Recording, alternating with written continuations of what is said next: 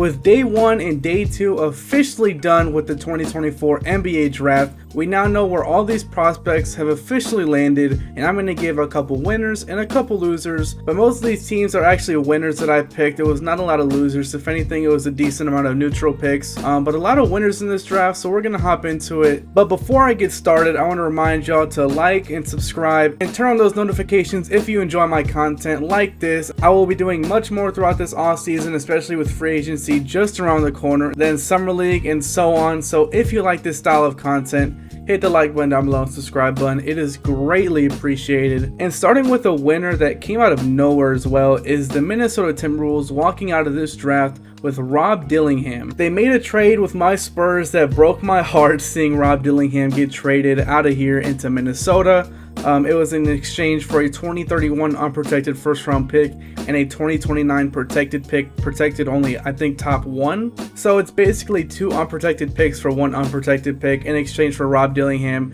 who fits perfectly with the Minnesota Timberwolves. Mike Conley is getting older and older, and they need a point guard of the future, and Rob Dillingham can without a doubt be that, and even have Mike Conley as a mentor for him. Rob Dillingham coming into this draft was looked at as maybe the best offensive point guard in the entire draft, and the Minnesota Timberwolves got him. And what did they need most this year, and especially in the playoffs? Some more offense that wasn't coming from Anthony Edwards only. They had the best defense in the league with guys like Rudy Gobert and everything, but they needed some more scoring, and Rob Dillingham can definitely provide that. Dillingham's flaws are definitely his defense and his small size, but if you're on the best defensive team in the league, that probably won't hurt them as much as it would for another team in the lottery. And also, Rob Dillingham is a pretty raw prospect, but I also do think he can help them win now, and especially in the future where he's probably going to be their star point guard later on. Timberwolves also walk out of the draft with Terrence Shannon, who's a 23-year-old and will be 24 by the end of next month, and he is an NBA ready forward coming in and going to be able to score. Last year he scored 23 points per game on 47% from the field and 36% from 3.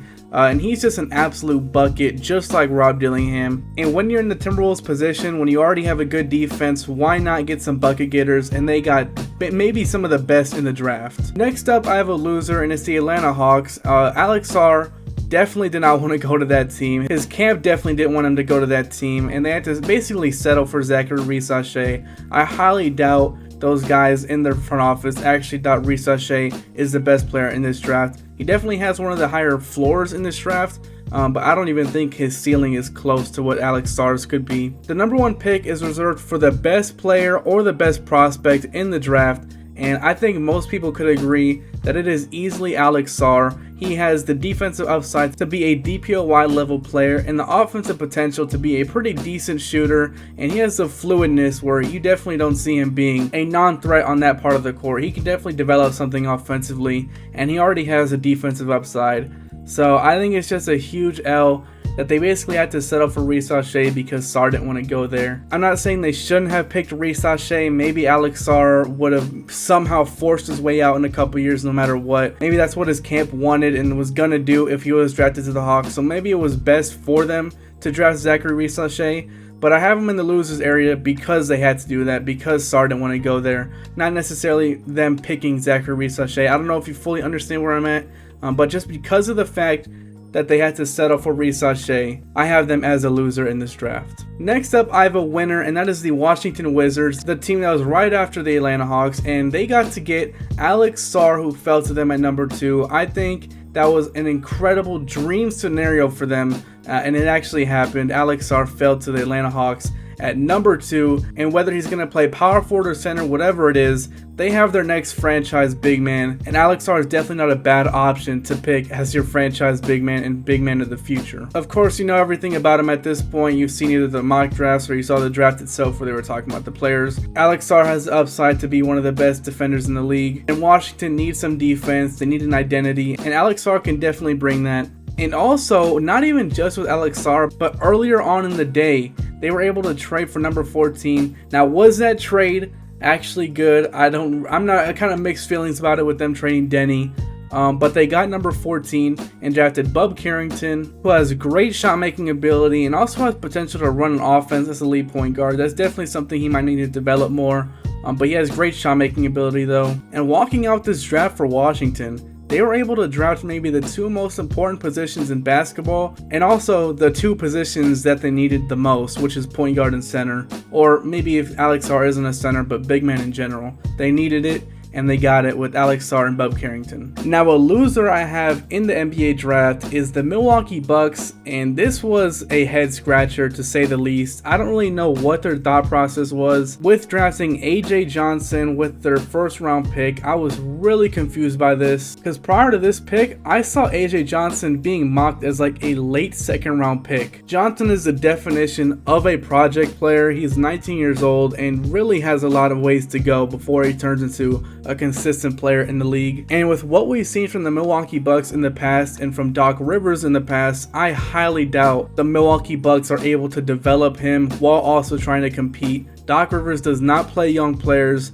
and even before Doc Rivers, the Bucks really are bad at developing young guys. The Bucks in this position of the draft either trade out of it or get a guy that's win now, an older rookie, or something. Just trade the pick and get some maybe more draft capital for a trade or something. Don't just draft someone random and hope for the best unless they think they can use AJ Johnson in a trade. Maybe a rebuilding team will be interested in him. But even that, AJ Johnson coming into this draft didn't have a bunch of hype. Like I said, he was mocked a ton in the second round, and I did not see him going in the first round, especially to a Milwaukee Bucks team that's trying to win a championship. And this is no shot at AJ Johnson himself. He can be a fine player later on in his career, but it's just the fact the Milwaukee Bucks, this is not the type of guy that you pick right here. Although I did like their second round pick a ton, picking Tyler Smith. He looked incredible in the G League, and coming into the second round, I was hoping he would fall to the Spurs at 35. The Bucks picked him up. I really do like Tyler Smith coming into this draft, and the Bucks did get him in the second round, but their first round pick was so bad I had to put him in the losers area. Next up, I have a winner, and that is the Utah Jazz, and they had an incredible draft, having a lottery pick,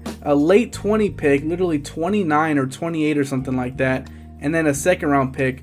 But they walked out with top 20 talents at all three of those picks, getting Cody Williams, Isaiah Collier, and Kyle Filipowski. Cody Williams at 10 is some great value. He fell to them. I thought he was going to go earlier, honestly. And with the Jazz looking to trade Lauri Markkanen and maybe even Walker Kessler, even if they don't, Cody Williams can still develop there very, very well. He has no real pressure on him. And getting Isaiah Collier at number 29 is insane and a crime that happened. In my mock draft video, I mentioned Isaiah Collier at the end of the video, saying here's some guys that barely fell out of my lottery, but they are lottery talents. Yeah, Isaiah Collier is a lottery talent still in my mind, and he fell to 29. Utah got maybe a point guard of the future or backup point guard of the future since they have Keontae George, while also getting Cody Williams, who can be a foundational piece of this rebuild. At one point, Isaiah Collier, even before like mocks were coming out and stuff, this was like during the college season, Isaiah Collier at times was seen as the best point guard prospect in the draft.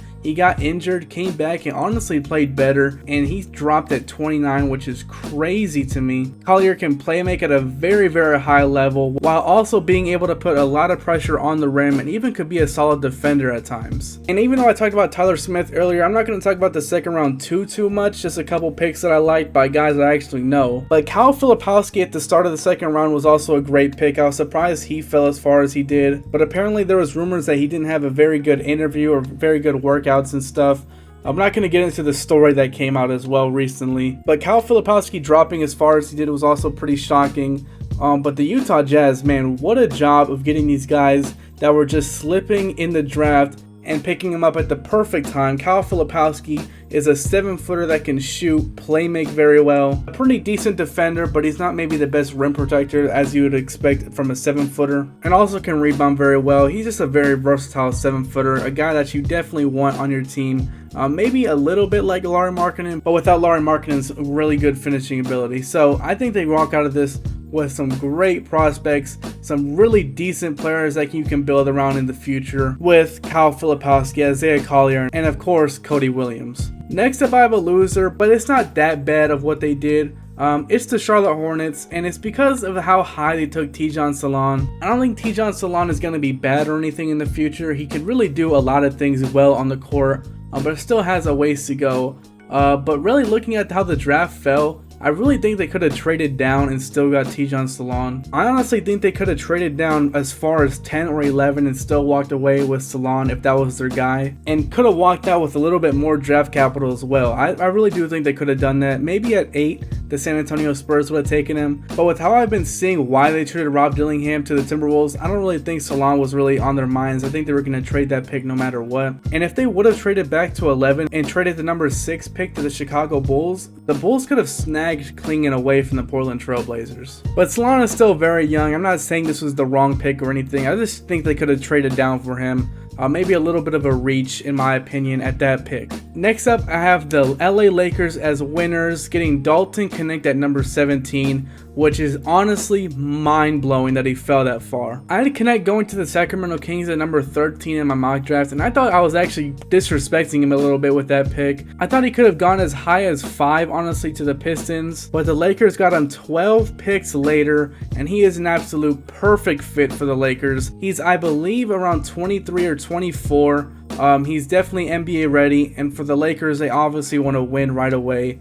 And Knecht is the perfect rookie to put alongside LeBron as well. What do they always say about LeBron-led teams? Get him surrounded by shooters, and Knecht is definitely a shooter and a very good scorer, having I believe like 7 or 6 35-plus games in college. And the Lakers are already a good defensive team, so you don't need to add more defense. So they went out and got a pure scorer in Knecht, and I'm surprised he fell at 17. Like, that was a crazy drop, and for the Lakers to get him, that is just a massive W for them. And of course, the headline of the second round was where Bronny James was going to go. I think most people kind of figured it was going to be the LA Lakers. Rich Paul was apparently telling teams, don't draft Bronny or he was going to play in Australia. I don't know how much truth is behind that story, but I think everyone pretty much saw Bronny going to the Lakers. But just seeing it happen is just really, really cool. Seeing Bronny kind of grow up in the spotlight, and now seeing him finally in the NBA probably has been his dream since he knew about the NBA. And LeBron and Bronny will finally be teammates, and after all the rumors of LeBron trying to play with his son and going to a team, whichever team drafts him, LeBron's going to go to, all those type of rumors,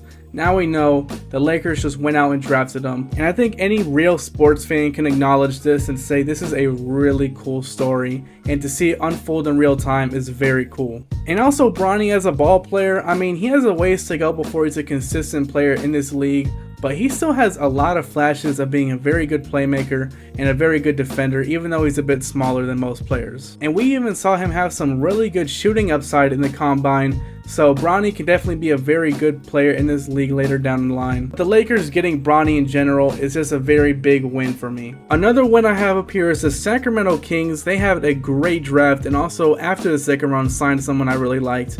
But the Sacramento Kings got Devin Carter, a great pickup for them. I drafted them Dalton Knecht in my mock draft because he was NBA ready. But they also got another NBA ready guy, and that is Devin Carter, who I believe is 24, 23, whatever one. And he can help them win right away, be the backup point guard, I'm assuming, and run that second unit very well. He has an incredible defensive upside, one of the better perimeter defenders and even interior defenders at the point guard spot in this entire draft. He's a great rebounder for his size, a 3-level scorer, and like I said, a very gritty defender. And also the Kings were able to trade for Jalen McDaniels in the second round. Not Jalen, so it's not the guy in the Timberwolves, it's Jalen McDaniels. But even Jalen is still a long, tall wing that can defend a lot of positions. And also the Kings were able to sign Isaiah Crawford after he went undrafted. And Crawford I seen mocked in the first round. It was towards the end of the first round, but he was mocked in the first round in one of the mocks I saw. Definitely in the second round, and he can be looked at as one of the biggest steals in this entire draft. Isaiah Crawford, remember that name. He could be pretty good later on down the line. Crawford has the ability to score, averaging 16 points per game in college, being able to shooting over 40% from 3 in back-to-back seasons, and also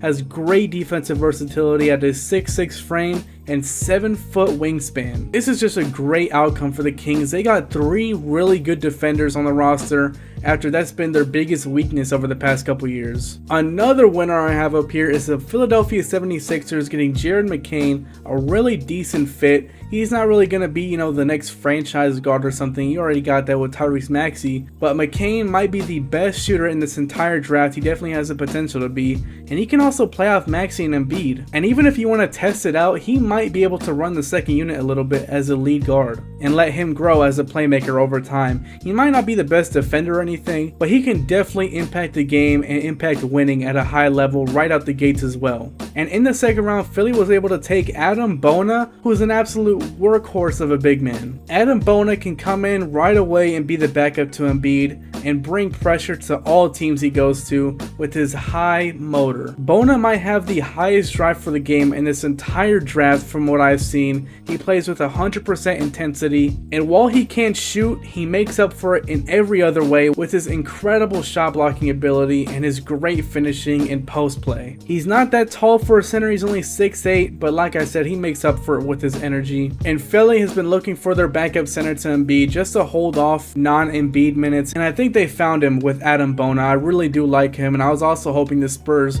might want to pick him up for a backup to Wemby, but that did not happen. But Philly got him, and I really do like that. They were able to walk out of the draft with a very good shooter, maybe the best shooter in the draft, and also a backup for Joel Embiid. So that is a wrap for my winners and losers for the 2024 NBA draft now that it is officially over and free agency is just around the corner. So you know I'm going to be on that right away. But if you have some winners or maybe even losers in this draft, let me know down in the comments below, especially if I missed out on some. And also hit the like button down below, subscribe button, notification bell, and you will be notified as soon as I upload.